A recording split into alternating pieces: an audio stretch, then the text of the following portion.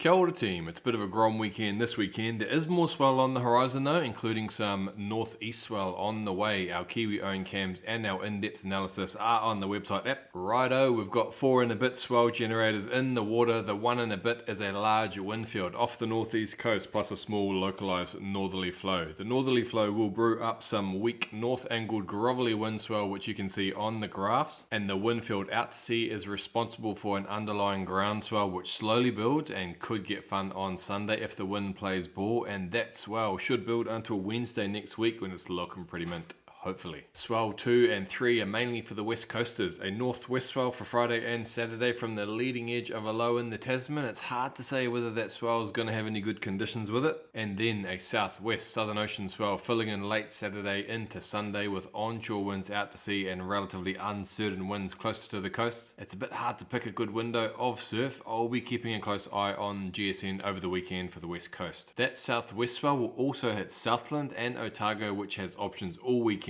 Sunday on the town beaches in Dunedin are looking pretty fun with northerly winds forecast and 1 to 1.5 metre of south swell. And then swell 4 is a sneaky one and it isn't locked in yet, but it's from the Cook Strait wind funnel and it's showing on the graphs of the north facing magnets in Christchurch and Dunedin to a lesser extent. It looks to be surfable, but the winds may not be ideal, but there should be something up for grabs. South Coast, Wellington, Hawke's Bay and Gizzy, not much going on my friends. Pretty windy in Wellington and pretty small in Gizzy, kites and longboards respectively in my opinion, and there's more detail in those informed opinions to be found at Good Surf. Now go have a sniff and as always have a mint weekend team. You got it, bro.